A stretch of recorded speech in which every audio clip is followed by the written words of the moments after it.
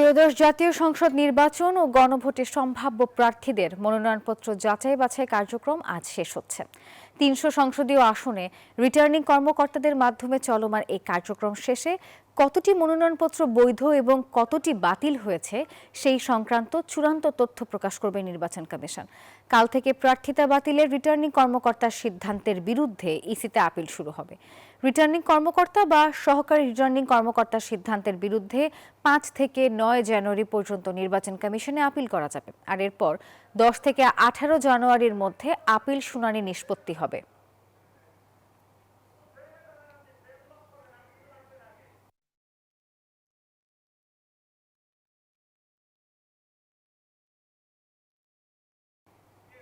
দর্শক, এই নিয়ে আরো বিস্তারিত জানাতে আমাদের সাথে আমাদের সহকর্মীরা একে একে যুক্ত হবেন। আমরা শুরুতেই যাব সহকর্মী রোজার কাছে।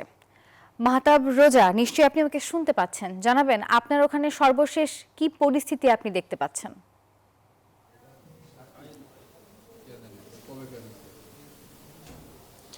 নাফিসা, ত্রয়োদশ জাতীয় সংসদ নির্বাচন এবং গণভোটে যে সকল সম্ভাব্য প্রার্থীরা মনোনয়নপত্র জমা দিয়েছে তাদের যাচাই বাছাইয়ের শেষ সময় আজ বিকেল ৪টার মধ্যে, এবং বিকেল ৪টার মধ্যেই হচ্ছে সারা দেশে ৩০০ সংসদীয় আসনে রিটার্নিং কর্মকর্তাদের মাধ্যমে চলমান কার্যক্রম শেষে কতটি মনোনয়নপত্র বৈধ এবং কতটি বাতিল করা হবে সে সম্পর্কে নির্বাচন কমিশন জানাবেন।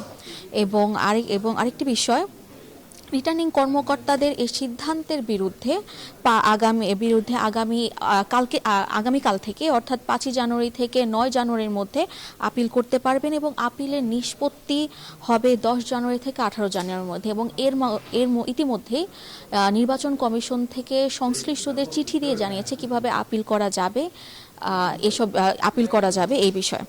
এবং উল্লেখ্য, প্রতিবারের মতো এবারও নির্বাচন কমিশনে একটি এজলাস বা বুথ স্থাপন করেছে, যেখানে প্রধান নির্বাচন কমিশন এবং নির্বাচন কমিশনরা আপিলের নিষ্পত্তি জানাবেন। এবং আরেকটি বিষয় যে মহানগরের ২০টি সংসদীয় আসনের মধ্যে মোট ৩৩৮টি প্রার্থী মনোনয়নপত্র জমা দিয়েছে। এর মধ্যে ১৬১ জনের মনোনয়নপত্র বৈধ ঘোষণা করা হয়েছে এবং ৮১ জনের মনোনয়নপত্র বাতিল হয়েছে, এবং এর মধ্যে একজন মনোনয়নপত্র স্থগিত করে রেখেছে। এবং আজকে বিএনপির এখানে আসার কথা রয়েছে, তাও আমরা বিস্তারিত পরবর্তীতে জানাবো। এবং এখন বর্তমানে সেগুনবাগিচায় আছেন সহকর্মী নামিরা, সরাসরি চলে যাচ্ছে সেখানে। নামিরা,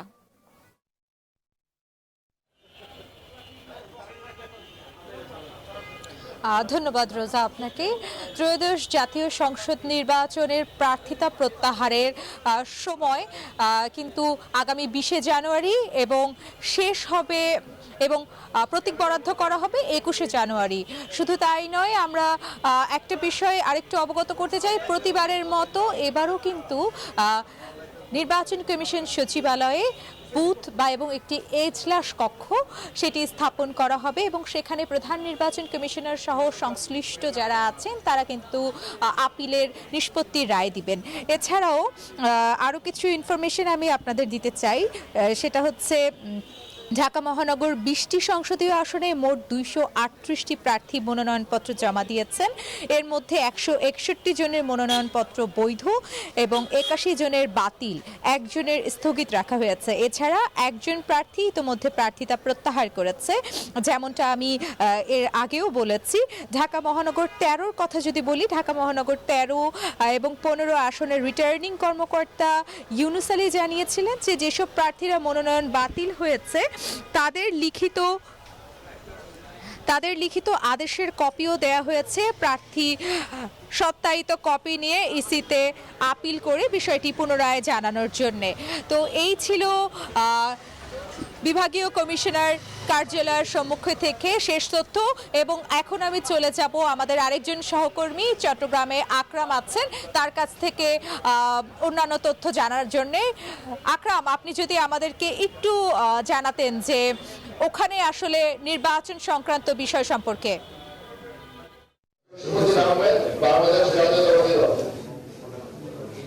ধন্যবাদ নামিরা। আমরা আছি এখন চট্টগ্রামের জেলা প্রশাসন কার্যালয়ের সম্মেলন কক্ষে, যেখানে রিটার্নিং অফিসার মনোনয়নপত্র যাচাই বাছাইয়ের কার্যক্রম পরিচালনা করছেন। আসলে সকাল থেকে আমরা ছিলাম বিভাগীয় কমিশনারের কার্যালয়ের সম্মেলন কক্ষে। সেখানে সকাল থেকে চলেছেন চট্টগ্রাম 8 এবং 9-এর মনোনয়নপত্র যাচাই বাছাই। এখন এখানে জেলা প্রশাসন সম্মেলন কক্ষে চলছেন 13, 14, 15 এবং 16 আসনের মনোনয়নপত্র যাচাই বাছাইয়ের কার্যক্রম। সকালে আমরা যেটি দেখতে পেয়েছি, চট্টগ্রাম 9 আসনের জামাতে ইসলামের প্রার্থী ডাক্তার এ.কে.এম. ফজলুল হকের দ্বৈত নাগরিকত্ব থাকার কারণে তার মনোনয়ন তিনি তার হলফনামায় তিনি দ্বৈত নাগরিক না ঘোষণা দিয়েছিলেন।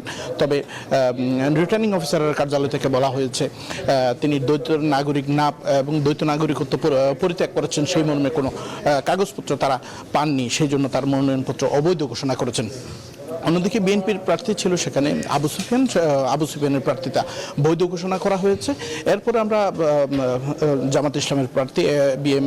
ফজলুল কাদেরের সাথে কথা বলেছি। তিনি যেটি জানিয়েছেন, তিনি বলছেন তার প্রক্রিয়া শেষে তিনি তার প্রার্থিতা ফেরত পাবেন বলে প্রত্যাশা করছেন। অন্যদিকে এখন চলছে চট্টগ্রামের 13, 14 এবং 15 আসনের মনোনয়নপত্র যাচাই বাছাইয়ের কার্যক্রম। এখন পর্যন্ত চট্টগ্রাম থেকে আমার কাছে ছিল সর্বশেষ অবস্থা। এখন যাব আমরা কুষ্টিয়াতে আছেন আমাদের সহকর্মী লালন, আপনি জানাবেন কুষ্টিয়ার সর্বশেষ পরিস্থিতি।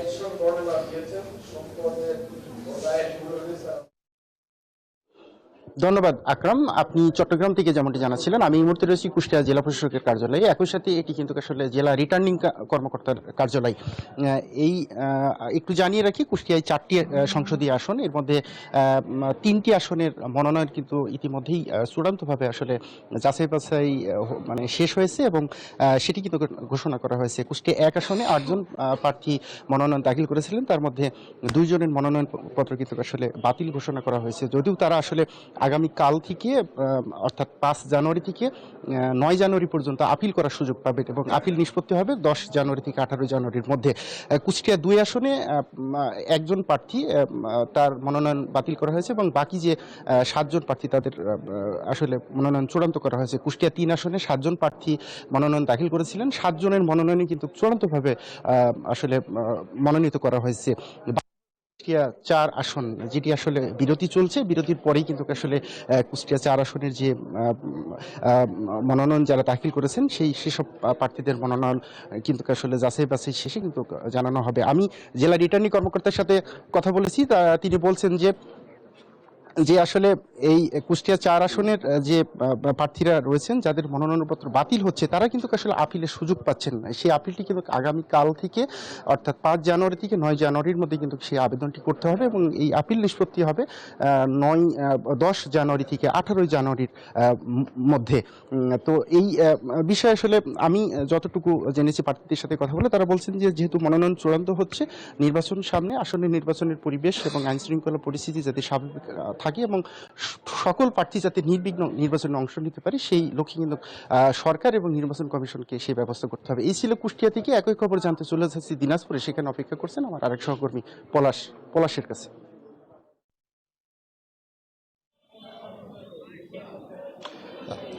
ধন্যবাদ লালন। আপনাকে একটু জানিয়ে রাখি যে দিনাজপুরে গত 3 দিন অর্থাৎ আজকে 3 দিন ধরেই কিন্তু আসলে এই যে রিটার্নিং কর্মকর্তার কার্যালয়ের সামনে রয়েছে এবং যাচাই বাছাই কিন্তু সেটি চলছে এবং বিশেষ করে আমরা বলতে পারি যে দিনাজপুরে 6টি আসনের কিন্তু যাচাই বাছাই মোটামুটি সম্পূর্ণ হবে আজকে বিকাল নাগাদ। তবে আমি একজন প্রার্থীর সাথে কথা বলবো, কেন্দ্রীয় এনসিপি একজন রয়েছেন আমার সামনে নেতা এবং উনি দিনাজপুর 5 আসনে দাঁড়াবেন। একটু আপনার পরিচয়টা দিয়ে বলবেন আসলে পরিকল্পনাটা কি হবে?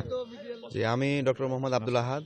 আমি এনসিপির কেন্দ্রীয় যুগ্ম মুখ্য সমন্বয়ক এবং এনসিপির যে হেলথ অর্গানাইজেশন আছে, ন্যাশনাল হেলথ অ্যালায়েন্সের কেন্দ্রীয় সদস্য সচিব হিসেবে দায়িত্ব পালন করছি।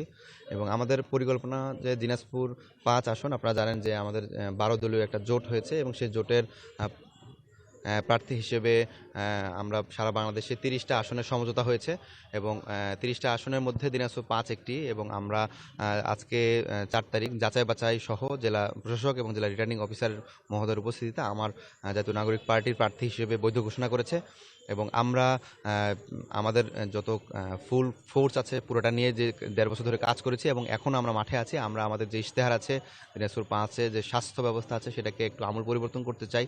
শিক্ষা ব্যবস্থার একটা যারা টিচার আছে তাদেরকে স্কিল ডেভেলপমেন্ট থেকে শুরু করে সব কিছু মিলে আমরা ইশতেহার ঘোষণা করে নতুন একটা বাংলাদেশ। ধন্যবাদ আপনাকে। আসলে আপনি শুনছিলেন যে আসলে যে প্রার্থীরা রয়েছেন তারা কিন্তু বিভিন্ন প্রতিশ্রুতি দিচ্ছেন এবং তারা কিন্তু আজকে যাচাই বাছাইতে সবাই ছিলেন এবং বিকালে কিন্তু সেকেন্ড আর্ধে কিন্তু আরও যাচাই বাছাই রয়েছে। তখন কিন্তু হেভিওয়েট প্রার্থী রয়েছেন একজন ডাক্তার জাহিদ হোসেন বিএনপির, তিনি কিন্তু থাকবেন বলে আমরা জানতে পেরেছি। তো দিনাজপুর থেকে এই ছিল আমার কাছে রিটার্নিং কর্মকর্তার সামনে থেকে সর্বশেষ।